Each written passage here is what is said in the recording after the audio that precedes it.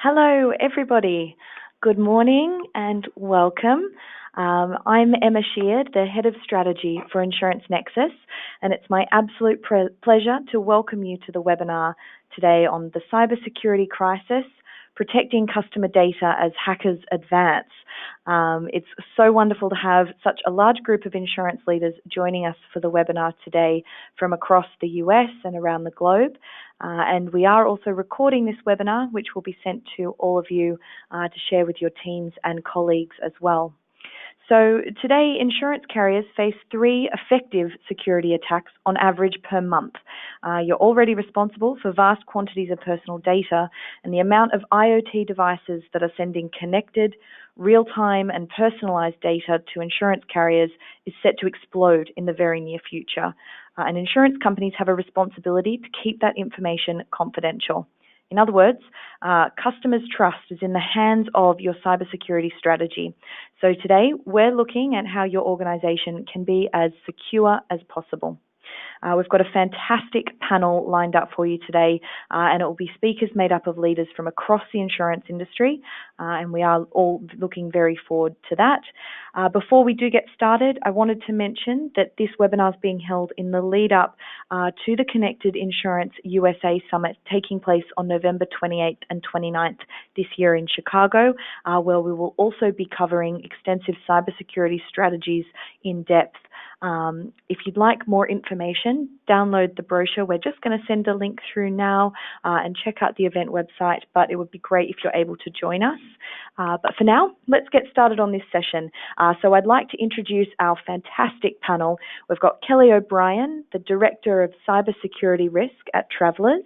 We've got Stephen Freed, the IT Security Threat and Identity Management Director from American Family. We've got Ed Mack, Global Security Engineering and Operations Director from Cigna, and Douglas Hromco, the Director of IRM Capability and Delivery from Nationwide. Thank you so much to all of our panel for their time and the insights they're about to share. We really, really appreciate it, so thank you. So let's kick off without any further ado with question 1. So the cybersecurity threat is a top concern for insurance carriers in 2018. But what exactly are we looking at when we say cyber threat? I wonder if I could call on perhaps first Kelly. Can you start us off by defining how cyber threats are affecting the insurance industry? Sure. Thank you, Emma. Hello, everyone, and thank you for joining today. Before I talk about the impact cyber threats are posing to the insurance industry, I just wanted to briefly discuss the term cyber threat. This term may have different meanings to various organizations. However, in order to define cyber threat, it begins with the understanding of what your most critical assets are within your entity. When we talk about critical assets, we need to remember that this includes what is referred to in our industry as the PPT stack, or in other words, people, process, and technology.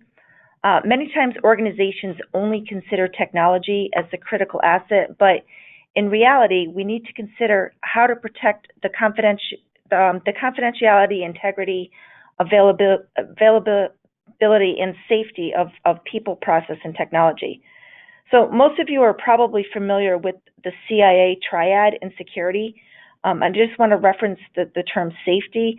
Essentially, that addresses reducing the risk associated with embedded technologies that could fail or be manipulated by nefarious actors.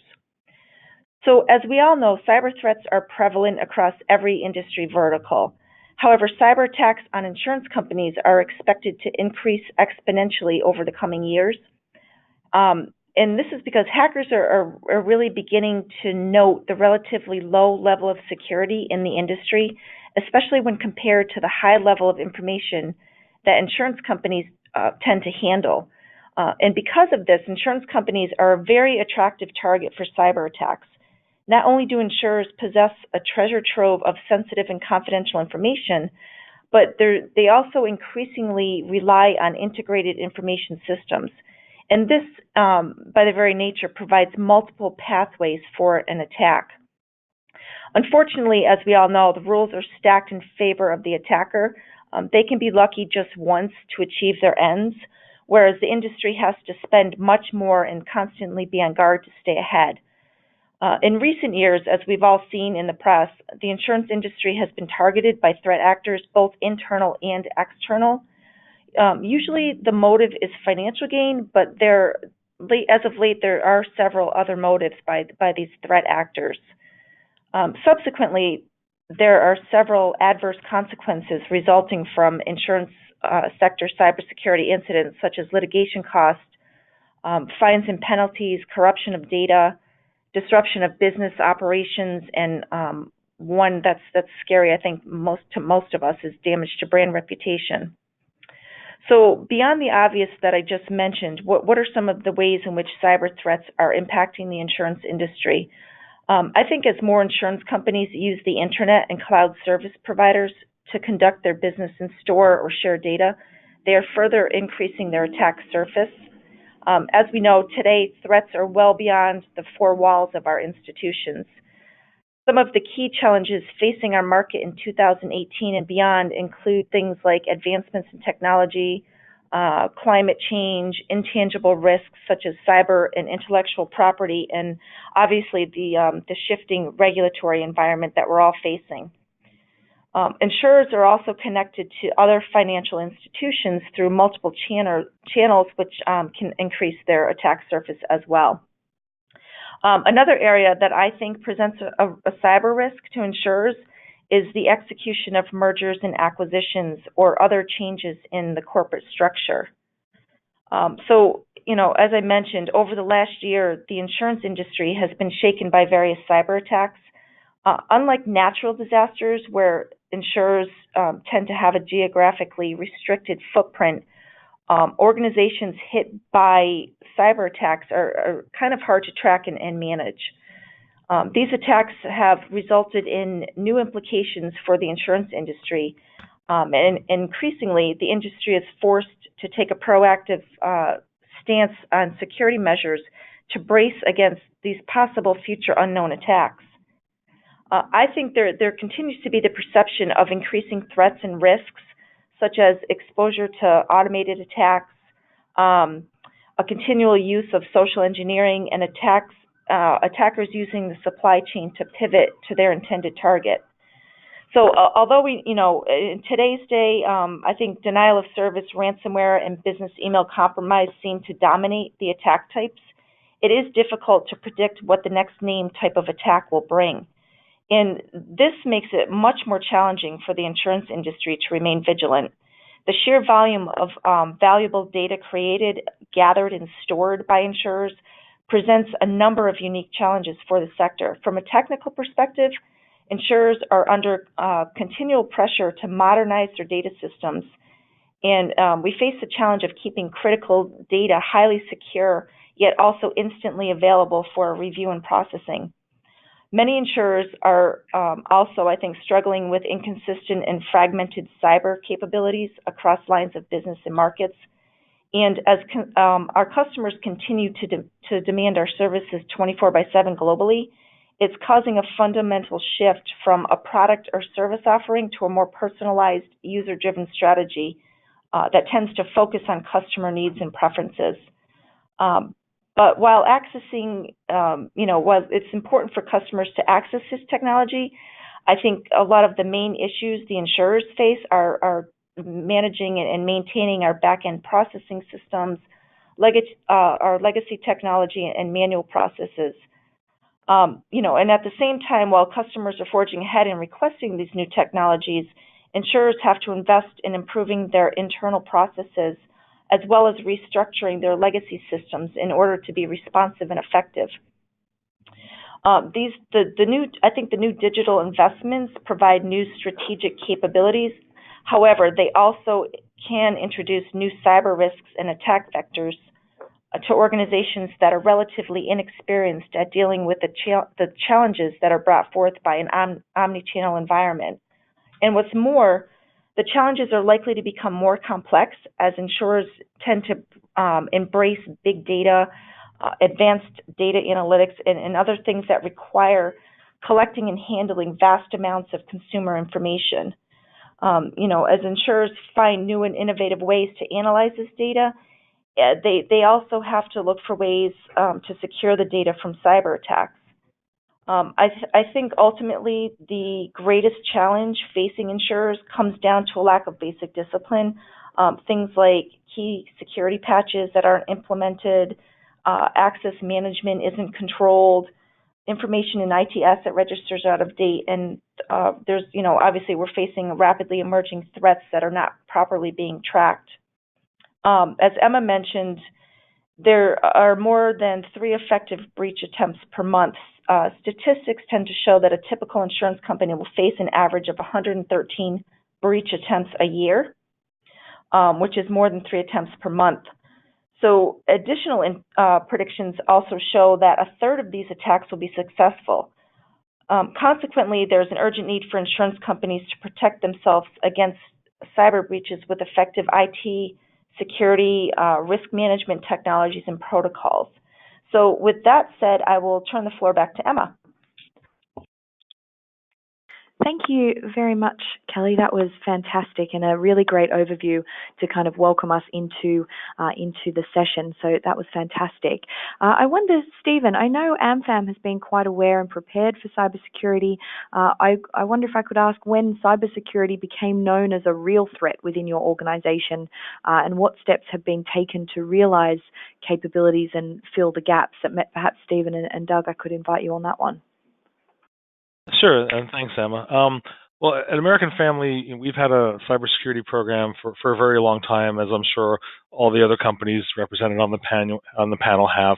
But a few years ago, we started to notice an increasing interest in all different aspects of security from a wide variety of sources: examiners, auditors, customers, and we also started noticing the increase in state regulation, as the entire industry have, and government entities really getting involved and more active in trying to establish cybersecurity standards, certainly for things like breach notification and incident response, and in those areas.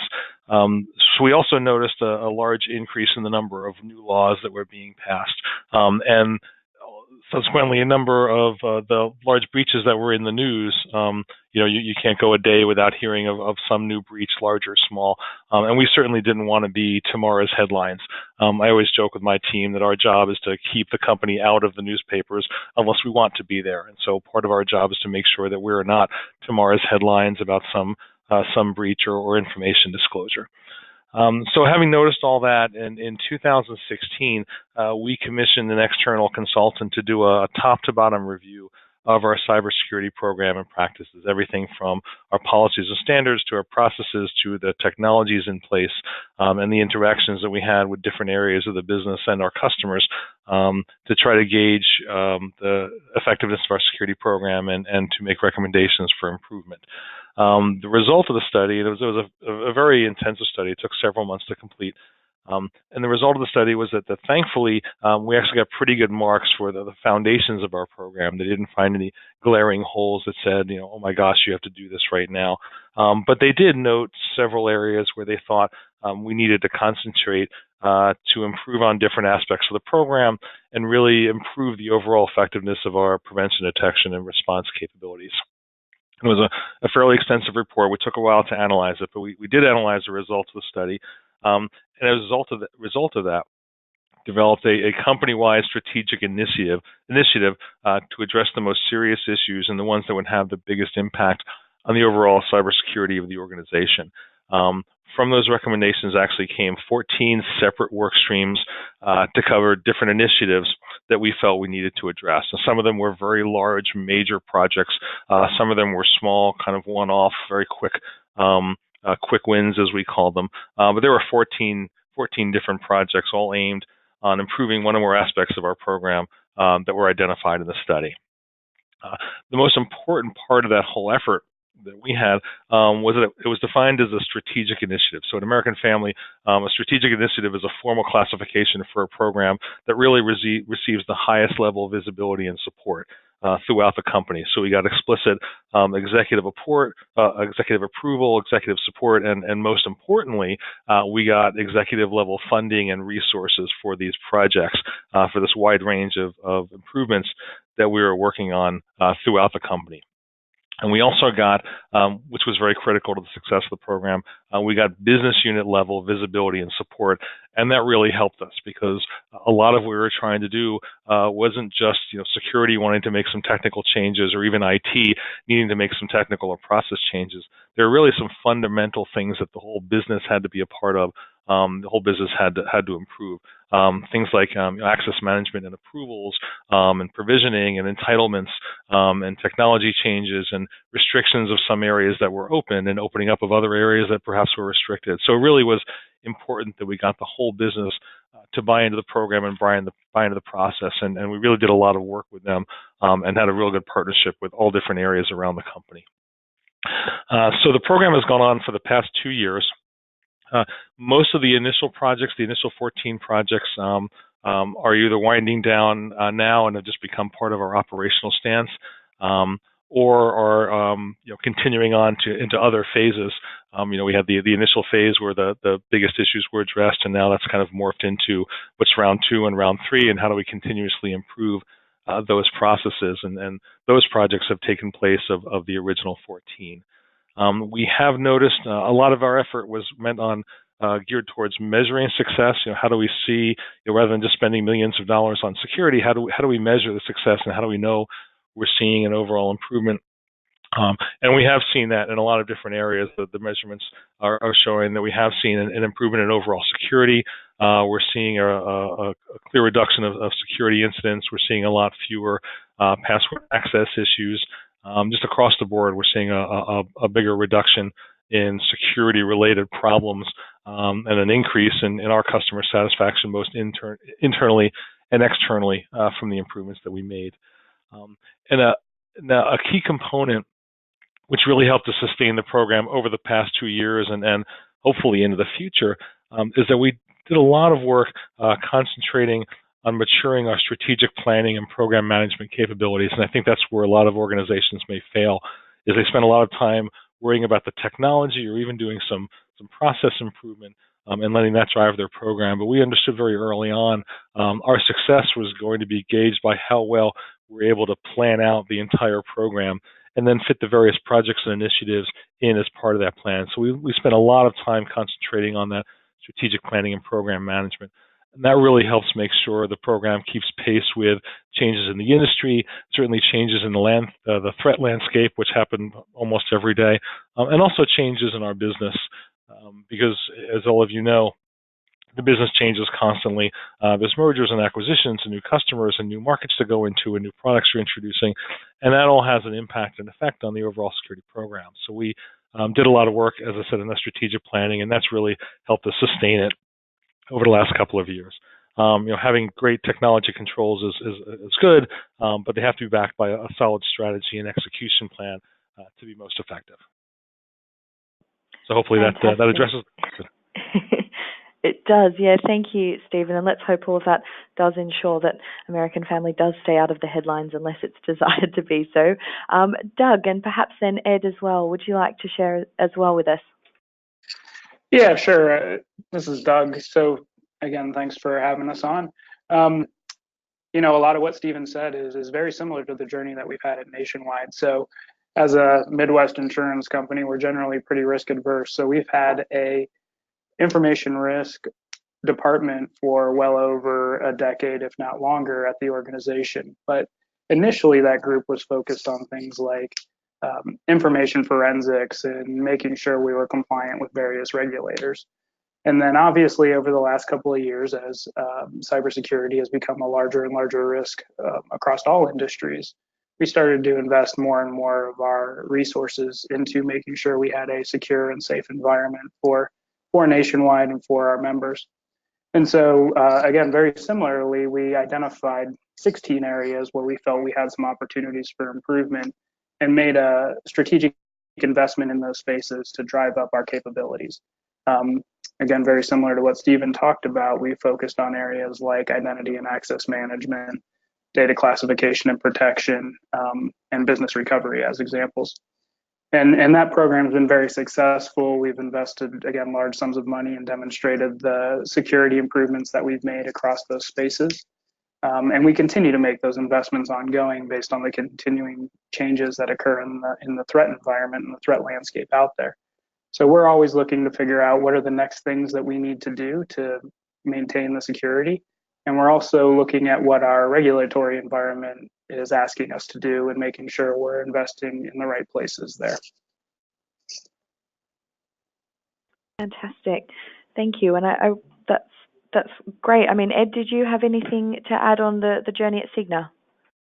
Yeah, definitely. It really, highlights a lot of the stuff that Stephen and Doug, discussed over the last, few years as industry has changed and matured, looking at best practices across multiple different industries as it relates to finance and others to really mature our cyber organization as it relates to the changing threat landscape. So some of the other areas from an investment standpoint it is related to, microsegmentation technologies, internal network monitoring. Doug just talked about data classification and others, but essentially a lot the same path. And as you look at the threat landscape and some of the previous breaches that have been reported, like the Anthem breach and others, it's really given us the ability to sort of show that story play out across a real live competitor and example of how that affects business process, customer relationship, brand and reputation. So really has helped us in a way, again, show that story back to shareholders, the business itself, as why we need to continue along this process of making the right investments for the company. Sure. Fantastic. Well, thank you for that. And Kelly, perhaps we can go back to you. So what strategies do you have in place to ensure that Travelers is effectively managing the cybersecurity threat? And what types of controls can an entity implement to protect against cyber threats? Sure. Well, after listening to everybody, I'm sure we all agree that, implementing a cyber hygiene program or practice is a very daunting task. Obviously protecting a company requires an end-to-end approach that considers threats across the spectrum of a company's entire ecosystem. And what makes that challenging too is I'm sure many of us have business entities, business areas within our organizations that are performing different functions, and the collaboration, it can be challenging at times to kind of get everybody on the same page. But that being said, I think organizations can start off, if you don't have a program in place, there are ways to look at best practices, implement some controls, kind of start small and grow from there. And obviously the intent is to, the idea of cybersecurity or controls is to have this as a business as usual process. So it's not just put controls in place, check the audit boxes, and you're done. This needs to be an ongoing, continual process. As you've heard from the other panelists, everybody's constantly looking to mature their controls, and it does need to be an ongoing process because cyber threats are continual, and we never know what's around the corner. And obviously, all of our businesses want to stay out of the press. So one of the things that we typically recommend is starting with a framework.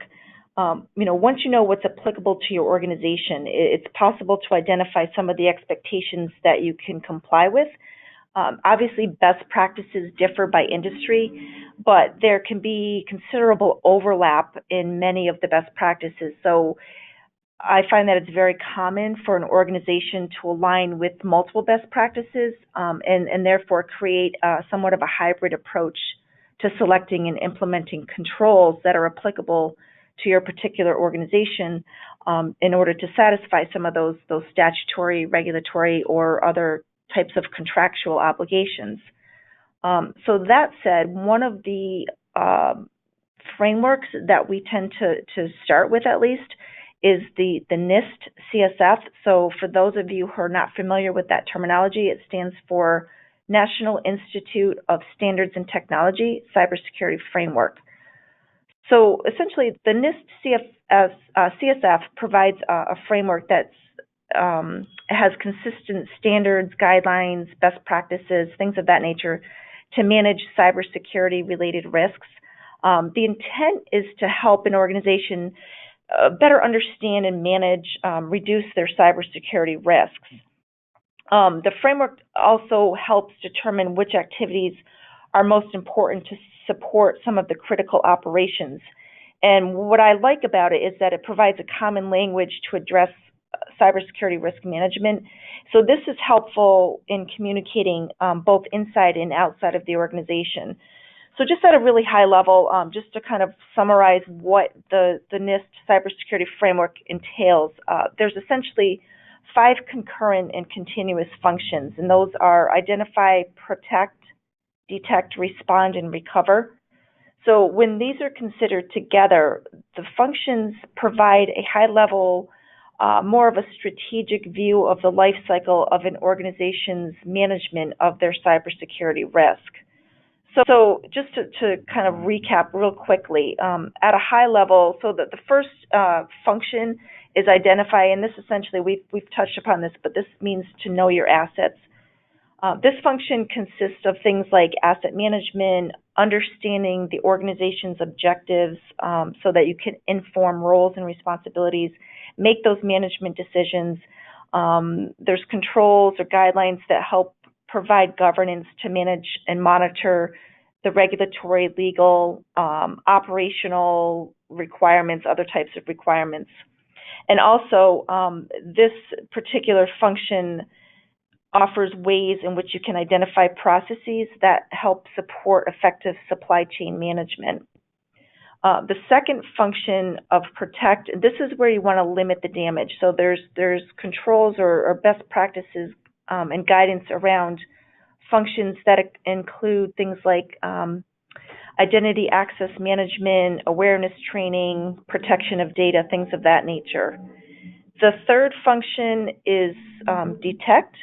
So this is where you actually want to have the abilities or controls in place to detect the nefarious actors before they get into your systems and cause extended damage.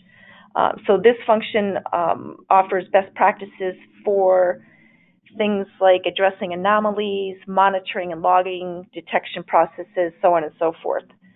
The fourth function, which hopefully this is where we don't want to be, but this is in the respond function. So this is where you're actually hunting the bad actors. You're performing remediation activities, and essentially what you're trying to do is rid your system of these threats and vulnerabilities. So these practices within this function include things like the development and implementation of various activities to take once a detected cyber activity has occurred or event has occurred. And then lastly, we have recover. So this is where you're getting back to business as usual. And these practices offer various controls whereby an entity can develop and implement appropriate activities to maintain plans for cyber resilience and restore any capabilities or services that were obviously impaired due to a cybersecurity event. Now, again, I just want to say that many of us are familiar with or have worked with the best practices that are offered. There are several best practices that organizations can use in developing their cyber hygiene program or looking to mature their program. But I think the key is consistency and use of a language that is common across all of the industry verticals.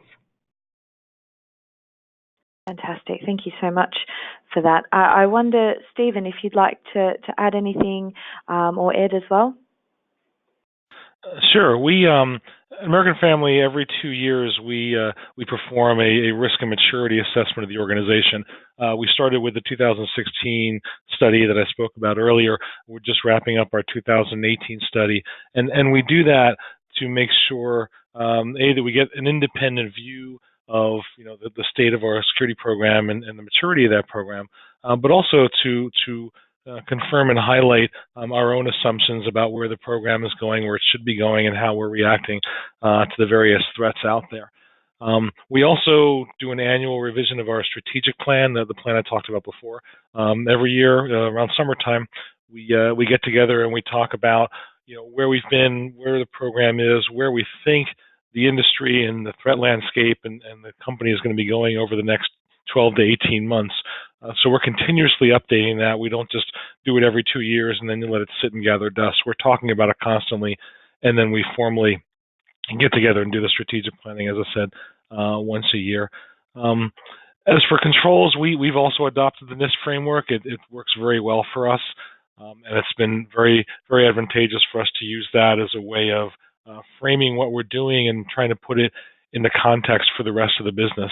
As I said before, we have a very heavy emphasis on working with all different parts of the business. So going through those 5 functions, the identify, protect, detect, respond, and recover, is just a good, easy way of introducing what can be a very daunting and very, technical laden framework, and putting it in terms the business can understand. Oh, we're trying to detect problems, or we're trying to protect our assets, or responding to incidents, or recovering from a disaster. It just makes it very easy for us to do that. We place a lot of emphasis on some basic elements of the program, and a lot of the work that we do is geared towards continuous improvement of those areas. Things like a secure infrastructure configuration, focusing on server, desktop, and mobile devices. We feel that just having a good, solid configuration management program is really the key to good hygiene, as Kelly spoke about it before. We do a lot of work with strong access controls and authentication. Things like enforcing least privilege, data management restrictions. We have formal data owners for all different types of data within the organization, and when someone needs access to that data, they have to get permission from the data owner. Multi-factor authentication where appropriate. So a lot of emphasis on access controls and authentication. We have an extensive threat identification and assessment program. We have an entire team dedicated to threat hunting and threat identification, and then feeding that information back into the program. And if we have some time later, I can go into a lot more detail about that. We've done a lot of work in vulnerability management and patching. We had a large initiative toward the end of last year, 2017, where our CIO dictated that she wanted every single system in the environment patched, which sounds easy when you say it fast, but as any of you can identify or can relate with, it gets very, very complicated. But we really rallied all the forces and brought everything up to speed with respect to current patches. So we put a lot of emphasis there. A lot of work in disaster recovery and business continuity. We require all of our technology and projects teams to have full disaster recovery plans, plans, and we test those plans on a regular basis. And then all rounded out by continuous education and awareness. We have a large, we call it an education program. Awareness sounds sort of one way. Communication is really more two-way and involves a conversation. So we like to communicate with our employees, our contractors, our business partners, and sometimes our customers. So in general, we emphasize just continuous improvement of all of the sort of the basic blocking and tackling pieces of cyber defense. One of the things that's been very successful for us is we talk to everyone. We have sometimes formally, sometimes informally, but we reach out through all areas of the business to make sure they understand what we're doing. That security isn't just something that IT is doing or something that somebody else is taking care of for me. Security really is integrated as part of the business. So we talk to the usual suspects like legal and human resources and IT. But we also have regular meetings with our marketing department. We talk to our customer care folks. We talk to our agent community, who is a very, very important part of our overall business. And sometimes we even talk to our end customers. If we have an issue or a concern or an idea that we think will impact them, we'll actually set up interviews and discussions with our customers. So we find that those conversations really generate a lot of good intelligence that help us guide the overall program. But for solid protection, it always comes back to those fundamental controls and ensuring that you're continuously improving them. Fantastic. Thank you very much, Stephen, for that. And a question for Doug. So what sort of cultural challenges are you facing in communicating the importance and the urgency of cybersecurity across the organization? And I guess linked to that, what role do you think the Chief Information Security Officer has in leading this evolution? Sure, thank you. So one of the jobs that I had that was a lot of fun was driving our awareness and training program. So just like Stephen talked about, there's a huge need to communicate to various stakeholders the importance of cybersecurity.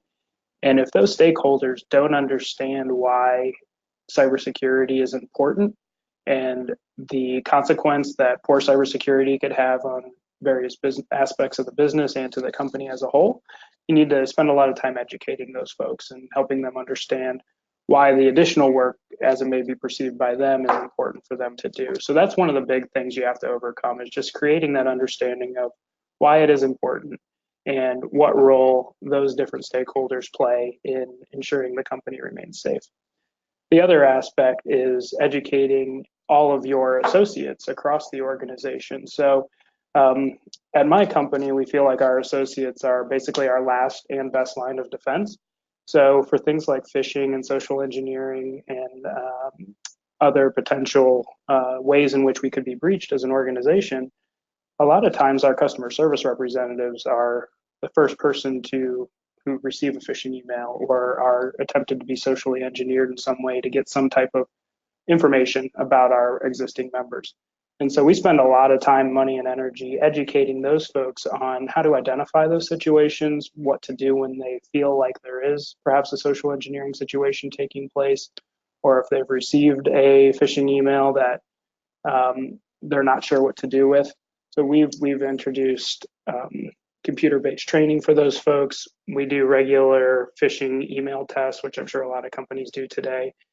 And we also do a lot of positive reinforcement when folks demonstrate real positive behaviors when it comes to preventing cybersecurity events from happening. So across that whole program in terms of training and awareness, we spend a lot of time and energy just to, again, help people understand why it's important and what role they play in that process. The other aspect of that I just want to talk about is there's a lot of training and education programs generally in large companies. And so you have to cut through the clutter when it comes to educating your associates about cybersecurity and why it is important. So you got to figure out unique ways of doing that. And again, phishing tests, which a lot of companies do, is one way that you can do that.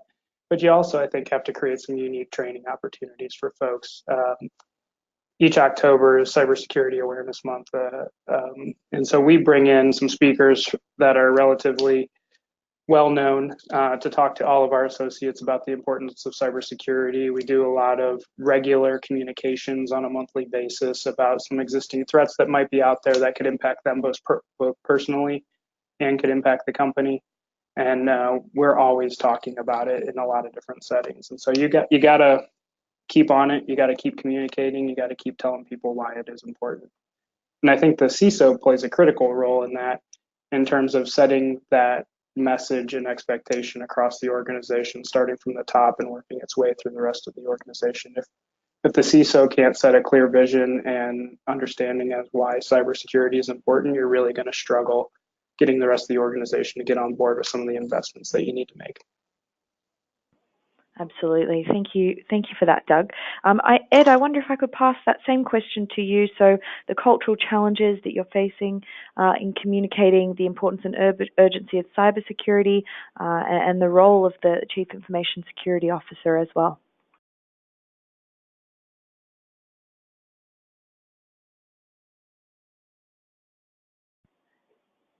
Ed, are you there? Yeah.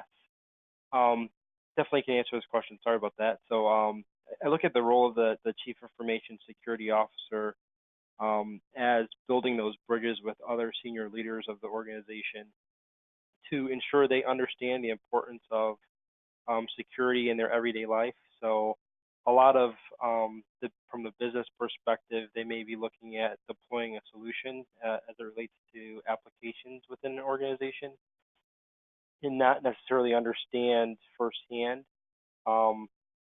the role that security plays inside ensuring it's done correctly and appropriately. So looking at some of the cultural deficiencies of yesteryears, a lot of times the security organization can be viewed as that organization that's holding up the process of deploying net new technology into the organization that's going to further the business objectives. So part of that CISO role is to build those bridges and have those conversations with the business about how security is playing into designing infrastructure applications, etc.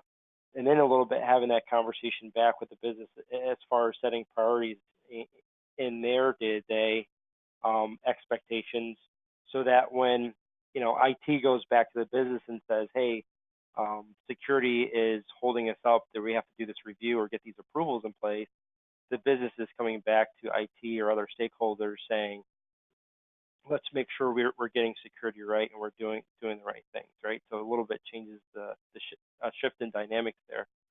As it relates to security awareness and some of the culture that security has played with training and awareness and phishing examples throughout organizations, I feel personally it's a little bit table stakes to just ensure it sort of goes with organizations' ethics trainings and a lot of other things that you sort of get the click-through aspect where people do the training, but how much is it really sinking in? Definitely from a phishing and people actually getting phished and having to go through the training, it gives a little bit of a real-life, real-time feedback and examples. One of the areas that I am interested in, and just seeing more from an industry and even providing input into, is more training from a engineering DevOps perspective on their day-to-day job, right? So again, a lot of the training is more generic nowadays in some essences, but looking at more doing training related to, hey, I'm a server engineer. How should I be configuring devices? What things should I look for, within my environment, so that I can be that first responder in incidents that are occurring, or even just build my environment towards the security standards policies that exist. And as we go towards a cloud world and Kubernetes and net new technologies, moving security to the left and into the hands of our engineers, our developers, so that they understand, hey, maybe one day we're going to have an attack and we need to respond to it, and there's command and control or data exfiltration from my devices. How are we going to do the forensics? How are we going to do the investigation to be able to get the relative data to understand, did we truly have data exfiltration? What happened here, et cetera, et cetera. So really, one of the pieces I look at from a cultural maturity and then cultural shift that needs to take place is getting the training and awareness down to a level where it's tangible to the people that really hold a lot of the risk for the enterprise. Fantastic. Thank you. And there's been some absolutely wonderful insights shared and some great themes and topics that we've covered. So I would like to invite our audience to send through some questions for our wonderful panelists. We've already had quite a few coming through, but if anyone has any burning questions, please feel free to do so through the webinar software. And I might kickstart with the first question, which I think is really timely and kind of paramount importance, which is, as technology continues to evolve and hackers continue to practice, how can insurance carriers innovate to stay ahead of the curve? So I'll throw that to the panel. Thank you. This is Steve. I guess I'll start off. One of the things as I said before, we spent a lot of time emphasizing is our threat response. We have a team of threat hunters dedicated specifically to identifying current threats that they see and then putting those threats back into the organization. What we found very quickly, it's a skill that's very hard to acquire, and then you can be very quickly overwhelmed with just the vast volume of logs and data streams coming in. So we've done a lot of work innovating in ways to identify those streams, doing things like risk-based analysis. So getting to a point where we can identify particular types of behaviors and activities and assign a risk score to those. And so the ones that actually get sent to for further follow-up and response are just those that have the highest scores or, in our view, the highest risk. And that's really helped us to concentrate more on the things that are most likely to harm us and not have to chase down every single incident that's gone on or everything that looks kind of strange in the logs. So that's been really effective for us. This is Kelly. I'll second that. I think today organizations are facing, an increasing trend where threat scenarios are more from advanced, persistent types of threats. They're obviously becoming more sophisticated and prevalent, and it's a constant struggle for organizations to defend against them. If organizations don't have the funding or whatever to partner with a third-party threat intelligence vendor, there are other organizations out there that you can look at. Some of the ISACs are really good. It's a collaboration between government and private sector, so there's some good information sharing that goes on. There's a lot of good open source intelligence websites, but again, it's having a team dedicated to this type of threat intelligence gathering, I think, is instrumental in today's day and age to understand exactly what types of threat actors are coming, at your organization, developing those threat profiles. I think it's really important to understand that, and subsequently, it allows you to put the controls in place or, augment your controls with just always ways to mature your security program against the latest threat actors that are out there. And not staying stale. If I can follow up a little bit too. I'm sorry, go ahead, Dan. Yeah, I was going to say the only other thing I would add is it's not so much innovative, but I think some of the things that you can do to stay ahead of the curve are just the basics. So I think Steve mentioned earlier a real focus on vulnerability and patch management. So making sure that you do have a well-patched environment is going to be critical to preventing some of the easier ways in which the bad actors can get into your space. And providing a high level of monitoring across the environment to understand when things do look unusual.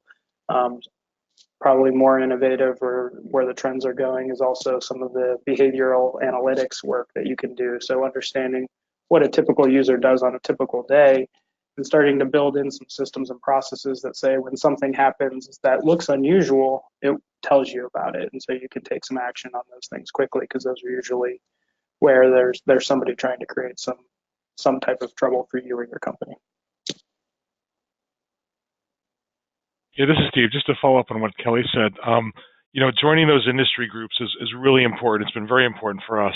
I mean, we've got some pretty big, companies on this panel, all of us throwing a lot of time, effort, and money at this issue, but none of us has all the answers, and a lot of us have more questions than answers. And joining those industry groups is really critical. The ISACs are really good.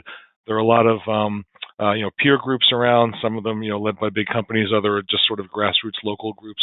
But just getting out and talking to your peers and finding out what other companies are doing. And what you find out very quickly is we're all dealing with the same issues. And some folks have really good solutions that they're willing to share. So definitely take advantage of that where you can and share with the community where you have the opportunity. Wonderful. And if I could move on to the next question that I think is something that everyone is kind of talking about and dealing with, but interesting to discuss. So have you seen any issues or how are you looking to overcome any issues in hiring and keeping good quality cyber defense professionals? Or of course, if this isn't an issue, how are you doing it?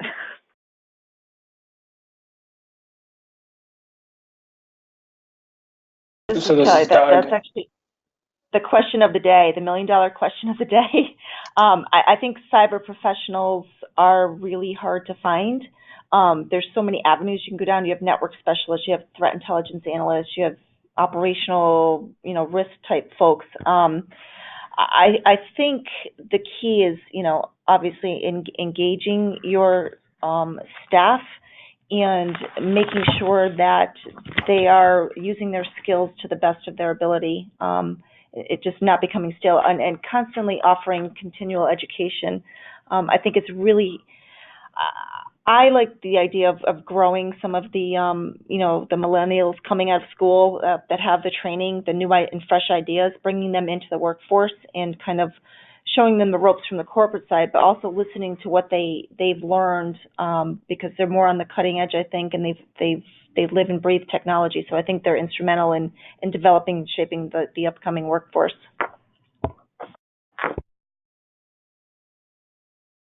This is Doug. I mean, I totally agree. And a lot of it does come down to being able to train people to do this type of work and getting the funds and the training necessary to make that happen.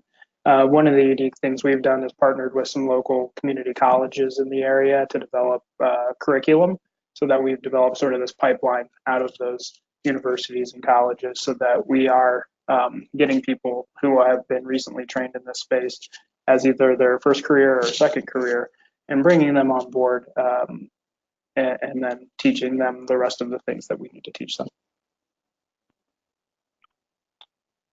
Yeah, and I think another thing is oh, I'm sorry, go ahead. No, go for it. Our company is headquartered in Madison, Wisconsin, so we're never going to be able to outspend, Chicago, which is a local market, or New York or a Silicon Valley kind of company in terms of acquiring talent. So what we try to offer is just a good, interesting environment, giving people, good, interesting work to do, giving them the freedom to solve problems, kind of that soft skill environment. And we've had really good success in both obtaining and retaining folks. I could always use more, and we're always on the lookout.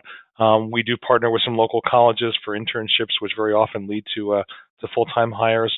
So you just have to kind of get creative based on your company culture and the limitations that you have. Yeah, definitely. My story is essentially a mix of everybody's, right? So we definitely look at our college hires as a source of resources, as well as incentivizing our current employees and more senior members that are sought after in the industry, with ways for them to continue to grow their talent, get involved in conferences and different events, and be involved in some of the conversations related to cutting edge technologies in the cybersecurity space. So definitely looking at some of those soft skills from an incentive perspective and being able to retain talent. Fantastic. Absolutely. I think you did say it there, Kelly, when it is the question of the day. I think that's such a critical part of the puzzle, and actually obviously an issue across the cyber industry within insurance, but also insurance more generally across the innovation spectrum. And it's a topic that's obviously vital to this discussion, as well as to the discussions that we will be having in November at the Connected Insurance USA Summit. So thank you. I think we're going to leave it there, but thank you so much to our panelists, Kelly, Stephen, Ed, and as well the rest. So thank you very much for contributing your thoughts, and everyone listening, thank you for your fantastic questions. We're going to be sending around recordings, and again, if you'd like to join us at the Connected Insurance USA Summit, please feel free to reach out. We'd be happy to have a chat about the event and getting involved. But thank you so much for your time, and look forward to speaking with you soon. Thank you. Thank you. Thanks, Emma.